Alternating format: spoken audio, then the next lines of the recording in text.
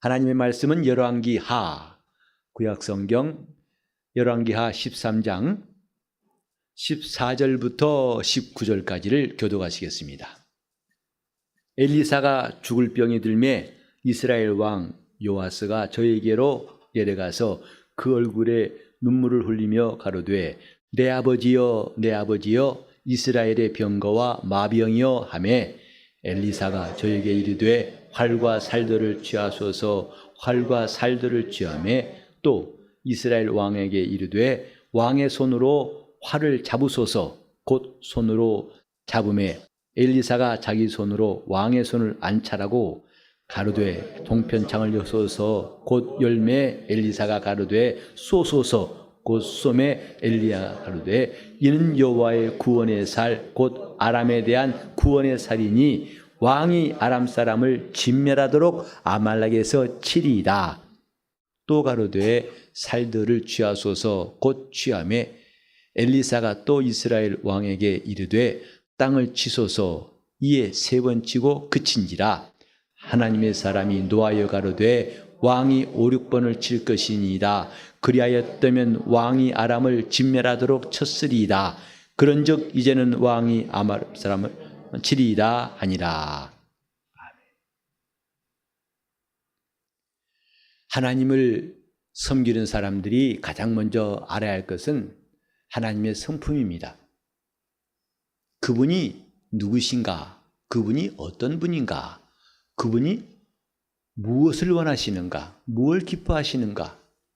무엇에 관심이 있으신가? 이걸 아는 것은 우리가 하나님을 섬기는데 매우 중요합니다. 우리가 사람과 사람 사이의 관계에도 상대방에 대해서 잘 이해하게 되면 좋은 관계를 맺을 수 있습니다. 그러나 이것이 없이 나는 선의로 했다지만은 상대방이 그것을 그렇게 받아들이지 않을 때는 상당히 당황스러운 일이 생기게 되지요. 성경도 마찬가지입니다. 많은 사람들이 성경에 나오는데 하나님의 마음에 합하게 또 하나님을 기쁘시게 행동한 사람이 있는가 하면 하나님의 생각과 달라서 그들은 하나님께 순종했다고 하지만은 하나님이 용납지 않은 사람도 있음을 보게 됩니다. 그래서 성경에 하나님을 알자, 힘써 알자 하고 권고하는 겁니다. 먼저 하나님을 알고 그래야 그분을 섬길 수 있습니다. 그렇지 않은 것은 저 사신 우상에 절하는 종교와 다를 바가 없는 것입니다. 왜냐하면 그 종교의 신들은 자기의 사정을 따르는 자들에게 알게 한 적도 없고 이런 종교들은 결국은 사람이 만든 것이기 때문에 그 신과의 약속도 불가능하고 신의 성품이 무엇인지를 알 길도 없고 존재하지도 않습니다. 그래서 우리가 특별히 하나님의 말씀을 상고하는 이유는 기독교는 종교와 확실히 다른 것이고 근본적으로 다른 것이기 때문에 우리가 옛날에 저 사람 속에 있던 종교성으로 신을 찾던 것과는 다른 방법을 가져야 한다. 그래야 우리의 영적 생활이 하나님께서 기뻐하신 것이 될 수 있다. 바로 이것입니다. 하나님을 알자. 하나님을 모르면은 그냥 아쉬운 정도가 아니라 내 백성이 지식이 없으면 멸망한다고 그랬습니다. 모르는 것이 그렇게 심각한 결과가 있다는 것을 성경이 말하고 있습니다. 실제로 성경에 하나님 뜻을 몰라가지고 자기 열심으로 가룟 유다 같이 예수를 스스로 죄 없는 분이라고 증명하려다가 다시는 예수의 제자가 될 수 없던 사람도 있습니다. 우리는 하나님을 아는 일에 하나가 되어 하나님을 섬기는 것이 얼마나 귀한 것인가. 하나님을 알자. 그래서 말씀을 읽고 듣고 배우고 하는 시간들이 바로 이것 때문에 중요한 겁니다. 하나님의 성품을 잘 이해하는 시간, 그분의 생각을 알고 그분 앞에서 내가 온전한 순종이 있다는 것은 아주 비할 나위 없이 귀한 일이라고 할 수 있습니다. 이 본문은 엘리사 시대의 마지막 부분 이야기, 이스라엘 선지자 가운데에서 대표적인 사람, 꼽으란다면 엘리야와 엘리사입니다. 이들은 다 북왕국 이스라엘의 선지자였습니다. 엘리야가 얼마나 유명한 선지자인지 나중에도 보면은 선지자의 대명사가 되었죠. 엘리야. 그래서 침례 요한에 대해서 성경이 말씀할 때에도 오리라한 엘리야가 바로 침례 요한이다. 말라기에 예언했던 엘리야 선지자가 결국은 침례 요한이라는 것을 주님이 밝히 말씀하셨습니다. 그 엘리야 선지자와 함께 또 그를 따랐던 엘리사도 대단히 능력 있는 선지자였습니다. 그래서 엘리사가 참 능력의 역사를 많이 했는데 이제 그가 죽을 병이 들었습니다. 즉 병은 낫는 것이 있지요. 대부분 병은 낫습니다. 근데 낫지 않는 병이 있습니다. 오늘날 무슨 암이니 이런 걸 좀 말하는 게 아니라 성경에 말한 죽을 병은 이제 수환이 다 되어서 그러니까 회복되는 것이 아니라 이제는 수명이 다해서 죽게 되었다 이 말이죠. 엘리사가 죽을 병이 들었다고 한 소식을 듣고서 이스라엘 왕 요아스가 충격받은 겁니다. 왜냐하면 지금까지 엘리사가 어떤 사람인지를 이스라엘 왕은 잘 알아요. 얼마나 중요한지를 잘 알아요. 다시 말해서 엘리사가 없으면 우리나라는 꽝이다. 다 무너진다. 지금까지 아람 군대와 싸울 때에 그 많은 가운데에서 이스라엘을 지키어낸 사람이 누구냐면 엘리사입니다. 이스라엘 왕도 아니고 엘리사였어요. 그런데 그 엘리사가 이제 죽게 되었다 하니까 의지할 곳이 없는 거 아니겠습니까? 하늘이 무너지고 땅이 꺼진 것 같은 낙심을 이스라엘 왕이 하게 된 겁니다. 그래서 엘리사를 찾아갔습니다. 이때 엘리사에게 요아스가 한 말을 보시죠. 가로되 내 아버지여 내 아버지여 이스라엘의 병거와 마병이여. 얼마나 엘리사가 이스라엘과 이스라엘 왕이 의지한 사람인가를 여기서 볼 수 있습니다. 엘리사 한 사람을 일컬어서 병거와 마병이여 군대여 한 겁니다. 그 한 사람이 이스라엘의 군대라고 했어요. 실제로 엘리사 한 사람이 아람 군대를 물리친 어마어마한 일들은 적지 않습니다. 이스라엘의 병거와 마병이요. 참으로 신뢰하는 엘리사가 이제는 더 이상 자기들과 함께 있을 수 없다. 이제는 가장 큰 도움을 잃어버리게 되었다 할 때 이 몸부림치는 이스라엘 왕의 모습은 우리가 쉽게 상상할 수 있습니다. 그러니 그 왕을 바라보고 있는 엘리사의 마음이 어떨까요? 마치 어린아이를 두고 떠나는 엄마와 같이 이젠 누구도 보호할 자가 없는 그런 환경에다가 두고 가는 부모 같은 심정. 그래서 엘리사가 즉시로 왕에게 말합니다.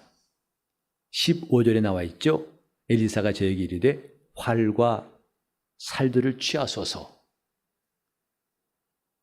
그가 즉시로 활과 살을 취합니다. 그 다음에 활을 잡으십시오. 즉시로 잡습니다. 그리고 동편에 있는 창문을 여십시오. 그러니까 즉시로 엽니다. 이거 보면 아주 즉시로 곧 시간의 차이가 없어요. 그 선지자가 하는 말 한마디 한마디에 그가 순종을 하게 됩니다. 이제 활을 쏘십시오. 그러니까 활을 쏘았어요. 그러면서 이 화살이야말로 하나님의 구원의 화살입니다. 내가 떠날지라도 이것이야말로 왕이 쏜 화살이야말로 하나님이 이스라엘을 구원하시는 화살이 될 것입니다. 엘리사는 떠날지라도 그가 남긴 말에 대해서 순종한 것은 효력이 있다 이 말이죠. 선지자들은 다 죽었습니다.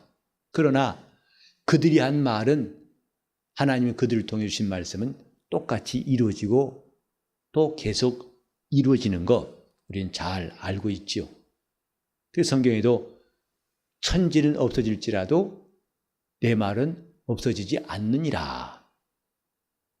말씀을 전한 주의 일꾼들은 사라질지라도 그들이 전한 말은 사라지지 않는다. 왜? 하나님의 말씀이기 때문에 그렇다 이 말이죠. 더 말하는데 이게 바로 구원의 화살인데 왕이 아람 사람을 진멸하도록 아벡에서 그들을 물리칠 것입니다. 이스라엘 왕이 마지막으로 의지할 수 있는 방법을 엘리사가 말해주는 거죠. 다시 18절에 말하죠. 살들을 취하소서. 이건 화살을 말하지요. 곧 취함에 또 말합니다. 땅을 치시옵소서. 그때 또 즉시로 땅을 치는데 여기서 뭐냐면 이에 3번을 치고 그친지라 그랬어요. 엘리사가 3번 치라고 한 거 아니에요. 땅을 치소서. 몇 번 치라고 한 거 없어요. 근데 이스라엘 왕은 3번 치고 그쳤을 때에 죽어가던 이 선지자가 그만 분노하게 됩니다. 어찌해서 그쳤습니까? 만약에 왕이 화살로 땅을 치는 것을 5번, 6번 쳤더라면 당신은 아람 사람을 끝까지 진멸할 수 있었을 터인데 이것을 3번 치고 그쳤기 때문에 왕은 앞으로 3번만 아람을 이길 것입니다 했어요. 오늘 이 말씀이 우리에게 무슨 메시지를 준다고 생각하십니까? 지금 아람 왕을 앞에 두고 전쟁에 나갈 수밖에 없는 형편에서 가장 믿었던 엘리사가 이제 죽고 나면은 다른 소망이 없다고 절박한 심령으로 엘리사에게 왔습니다마는 그 엘리사가 제시한 길을 잘 따라오다가 마지막에 화살로 땅을 치세요. 이 말에 대해서 자기는 임의로 3번을 치고 멈춰버린 것을 선지자가 대단히 안타까워하고 분노하는 것이다 이 말이죠. 지금 우리가 하나님 앞에서 영적 생활하는 모습이 이와 똑같습니다. 이스라엘 사람들이 애굽에서 나올 때에 그들은 하나님 앞에서 첫 번 순종한 것이 뭐냐면 유월절을 지킨 거예요. 아직 애굽에 있을 동안에. 그래서 그 유월절을 지킨 이스라엘 사람들은 애굽 바로의 장자부터 저 짐승의 첫 새끼까지 다 하룻밤 사이에 죽었을 때 다 구원받았습니다. 그리고 그들은 홍해로 나왔어요. 그리고 홍해에서 하나님의 능력으로 모세가 바다를 가르었을 때 그들은 홍해를 다 건넜어요. 거기까지 순종에 나온 사람들은 홍해를 건넜습니다. 그러나 그때부터 40년 동안 하나님이 인도하신 과정에서 A란 지점에서 불순종해서 마감한 사람, 좀 더 나갔지만 B란 데서 또 사실 애굽을 떠나가지고 요단강까지는 약 1년 8개월 정도면 다 왔습니다. 40년이 필요 없었습니다. 그러나 중간중간에 그들이 하나님을 시험하다가 멸망하고 또 범죄에 멸망하고 악행에서 멸망하고 여러 가지로 거기서 사람들이 막 때로 죽기도 하고. 그런데 결정적인 것은 요단강 앞에서 가나안 정탐꾼들의 부정적인 말을 듣고서 하나님을 원망한 그것이 이젠 하나님이 결심하신 것이죠. 이들이 다 광야에 엎드러지기까지 40년을 하나님이 정하시고 다시 광야로 끌어들이신 거예요. 그리고 완전히 물갈이 하신 것이죠. 애굽 땅에서 나온 1세대, 출애굽 1세대는 여호수아와 갈렙만 남고 40년 동안에 2세대가 자라가지고 그들이 여호수아와 함께 가나안 땅 들어갔다고 성경에 말씀했습니다. 그 메시지가 뭐냐면 하나님 앞에 끝까지 순종한 사람이 여호수아와 갈렙이었고 그들은 마침내 가나안 땅에 들어갔다. 이런 말씀의 패턴이 성경에 참 많습니다. 가나안 땅에 들어가기까지 누가 들어갔는가? 끝까지 순종한 사람들. 애굽에서는 순종했을지라도 홍해를 건넜을지라도 그 다음에 이 광야에서 저 광야에서 그만 순종이 멈춰버린 사람들은 마침내 가나안 땅에 들어가지 못했다. 이 본문도 똑같은 내용이에요. 엘리사가 이렇게 하세요. 따라했습니다. 이렇게 하세요. 따라했습니다. 이렇게 하세요. 따라했어요. 다 따라했어요. 그럼 적어도 아마 점수를 매긴다면은 여기도 아까 3번 치고 관뒀죠. 근데 엘리사는 뭐라고 했어요? 5번 내지 6번 쳤다면 그랬죠. 그럼 그 앞에 순종함까지 다 감안한다면 아마 채점한다면 90점 넘을 것 같아요. 그죠? 그 내용이 100점은 아닐지라도 90 몇 점은 될 것 같아요. 그런데 엘리사는 그만하면 A 플러스는 안 돼도 A쯤 됩니다 하고 인정한 게 아니라 그가 분이 여겨서 어찌 그렇게 했습니까? 왜 3번을 치고 멈췄습니까? 그것을 선지자가 치지 말라고 할 때까지 최소한 5, 6번 쳤더라면 당신은 완벽하게 승리할 수 있었을 텐데 이런 결과 앞에서 주관 선지자도 참담한 마음을 금할 수 없었습니다. 우리는 하나님 앞에서 신앙생활이 순종하는 것이라고 단번에 말할 수 있어요. 신앙생활은 뭐냐? 순종하는 겁니다. 이런저런 말 다 하지 않아도 간단하게 신앙생활은 순종하는 겁니다. 그리고 그 순종은 끝까지라는 것입니다. 그렇지 않다면 순종은 의미가 없다는 것. 이와 똑같은 패턴의 말씀이 사울왕 이야기 여러분 아실 거예요. 하나님께서 사울왕에게 아말렉 족속을 치라. 그들은 나의 원수다.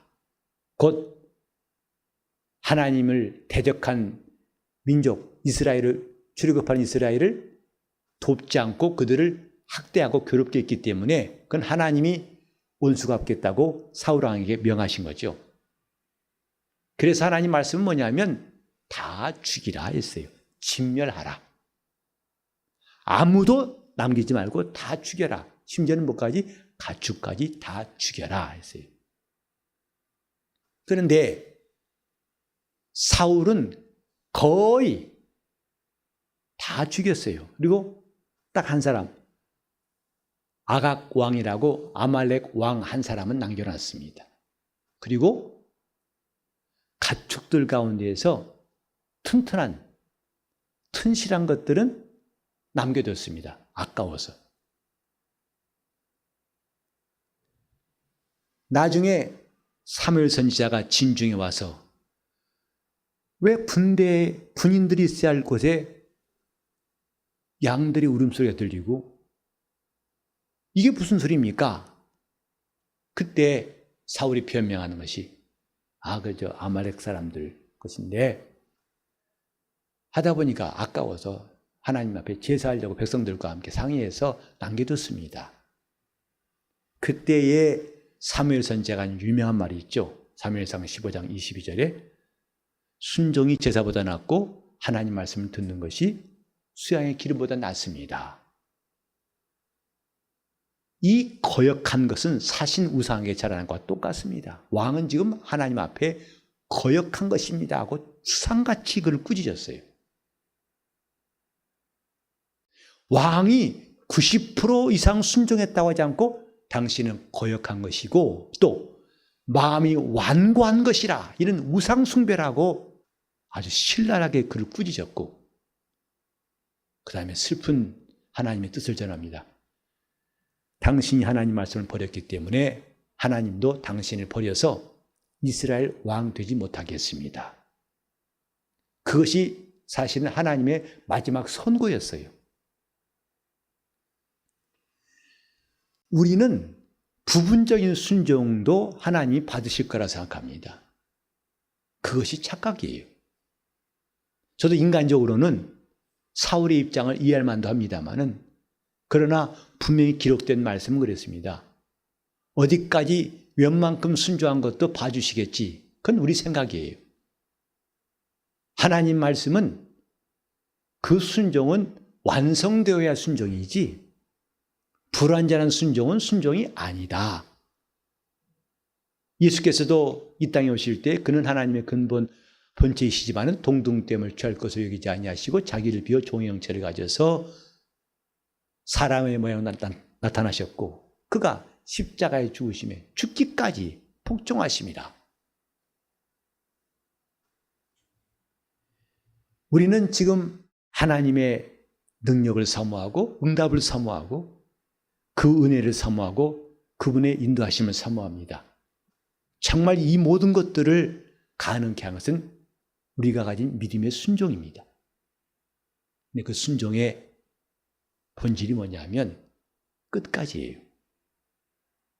땅을 3번 치는 거하고 5번, 6번 치는 거하고 뭐가 달라서 그렇게 깐깐하고 참 하나님도 너무하신 것 같다고 이렇게 말할지 몰라요. 그러나 이건 기록된 말씀이기 때문에 우리가 여기에 대해서 이런저런 말을 나가는 것은 합당치 않습니다. 오히려 이 말씀을 통해서 하나님의 성품을 깨닫는 거죠. 아, 하나님은 어떤 순종을 원하시는 거라는 걸 우리가 알게 되는 거죠. 어찌해서 3번을 치고 멈췄나이까?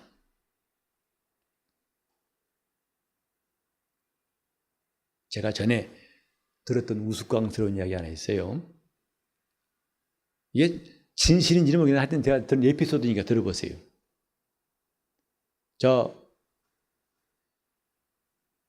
히틀러, 독일의 히틀러하고 이탈리아의 무솔리니하고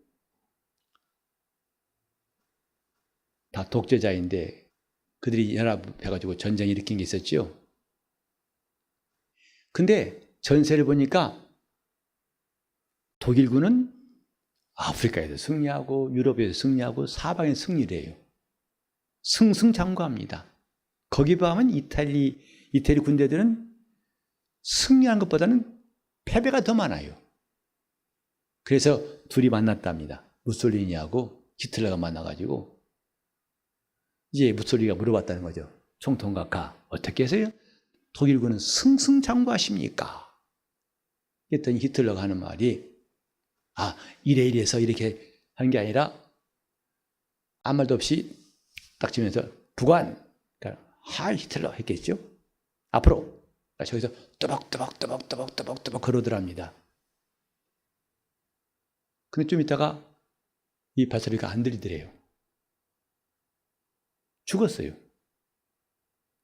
또박또박 걸어오는데 히틀러가 그만 서란 말도 안 하니까 걷다 보니까 베란다예요. 근데 히틀러가 서란 말 없으니까 가다가 떨어져 죽었다고. 이게 한 에피소드예요. 그만큼 오란 말 했으니까 갔지만은 서란 말 하지 않기 때문에 계속 갔다는 거죠. 그래서 이것이 우리 군대가 이기는 비결이었다 하는 에피소드를 제가 들은 적이 있어요.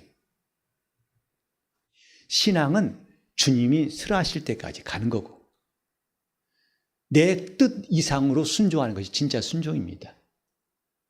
내 뜻만큼 순종하면 그것은 하나님이 순종으로 받으시지 않는다 이 말이에요.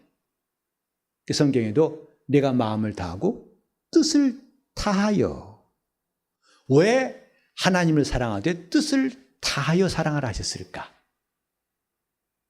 우리가 내 뜻만큼 섬기는 것은 하나님이 받으실 만한 것이 아니다는 뜻이겠죠. 뜻을 다하여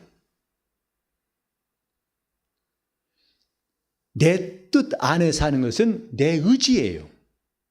내 뜻을 초래한 것만 하나님의 뜻입니다. 그래서 힘을 다하여 예수께서 하나님의 아들이시지만은 그분의 뜻대로만 했더라면 성경에 그렇게 기록하지 않았을 거예요. 그러나 인자로우신 그분이 자기 뜻을 초월하여 아버지 앞에 복종하신 게 뭐냐? 죽기까지 복종하심이라 그랬어요. 그래서 주님 우리에게 순종이 무엇인가를 보여주셨습니다.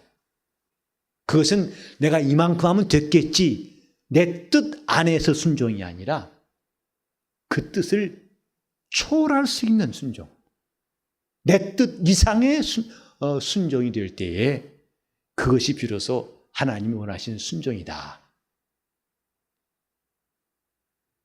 저는 목사로서 설교할 기회가 계속 또 많이 있게 됩니다. 그런데 종종 이럴 때가 가끔 있습니다. 시간은 다가오는데 무슨 설교해야 할지 도대체, 근다고 제가 놀다가 설교하는 게 아닙니다. 제가 주일 설교를 준비할 때에도 사실은 그전부터 계속 기도하면서 설교의 메시지를 주님께 기도합니다마는 그 응답 받지 못하면서 월요일 지나고 화요일 지나고 수요일 지나고 목요일 지나고 금요일 지나고 토요일까지 올 때도 있어요. 심지어는 주일 아침에 마지막 정리할 때까지도 무슨 말을 해야 하는지 아직 응답받지 못한 때가 가끔 있습니다. 그때 굉장히 압박감이 오죠. 그러면 내가 주님을 의지한다고 하다가 아유 이거 안 되겠다, 시간 얼마 안 남았는데, 그러면서 내가 그냥 지적거려 가지고 어디서 좀 설교거리 하나 내 가지고 할 수도 있을 것입니다. 그런데 저는 마지막에 도우신 하나님, 끝까지 순종하는 것이 하나님의 응답을 가져온다고 배웠기 때문에 마지막 때로는요, 이 강단에 서가지고 그때 설교 본문도 정할 때가 있다는 사실 여러분 이해하시겠어요? 마침내 쓸 때야 아하 이 말씀이라고 펼 때가 있어요. 그때 초조함과 압박감은 대단합니다. 근데 하나님 앞에 내가 의지했다면 그 의지한 마음이 내 뜻 안에서 야 그만둬, 이거 위기다, 더 다른 방법 없으니까 네가 알아서 해, 이랬다면 내가 지금까지 하나님 의지했던 것을 스스로 거둔 것이다 생각해가지고 끝까지 이제 낭떠러지, 아까 그 독일 군사가 부관이 가까 지금 이거 다 왔는데 더 가면 어떻게 하지 묻지도 않았어요. 그냥 스톱 하란 말이 없으니까 그냥 계속 지나가다 뚝 떨어져 죽었다는 거죠. 왕이시여 어찌해서 세 번만 쳤나이까? 왜 세 번으로 멈추셨습니까? 하는 이 선지자의 안타까운 그 소리가 정말 성경에 있다 보면 마음에 울려옵니다. 순종은 끝까지, 기도했으면 끝까지 기도하는 것이고 또 주님께 맡겼으면 끝까지 맡기는 것, 이것이 우리 신앙의 체질이 될 때 우리 영혼은 힘을 얻고 하나님의 역사하심이 충만하게 될 것입니다. 우리 모두가 세 번 치고 그만두지 마시고 그분이 그만하실 때까지, 그분이 멈추라 하실 때까지. 아브라함은 독자를 3일 동안 길 가서 모리아산에 올라가 가지고 결박한 다음에 그를 단 위에 뉘어놓고 칼을 들어서 잡을 때까지 하나님 말씀에 순종했습니다. 하나님께서 아브라함아 아브라함아 독자에게 손대지 말라 하며 그것도 순종하여 산을 내려올 때 하나님은 그에게 네가 하나님을 경외한다고 인정하신 겁니다. 순종은 끝까지 할 때 생명이 있습니다. 내 뜻을 초월하는 순종이 우리 신앙생활 속에 충만할 수 있도록 다시 합심의 통성으로 기도하시겠습니다. 하나님 아버지, 우리가 주님 말씀을 듣고 순종하는 거룩한 성도로 살게 도와 주시옵소서. 내 뜻 가운데에서 순종하는 것이 아니라 내 뜻을 초월할 수 있는 담대한 순종이 있도록 주여 우리를 도우시고 인도하시기 원하고 기도합니다. 형편이 어떻고 환경이 어떨지라도 그 압박감 때문에 마침내 내 뜻대로 결정하는 것이 아니라 마지막까지 하나님의 뜻대로 결정할 수 있는 담대한 신앙이 되게 하여 주시옵소서. 주여 우리가 주 앞에 서서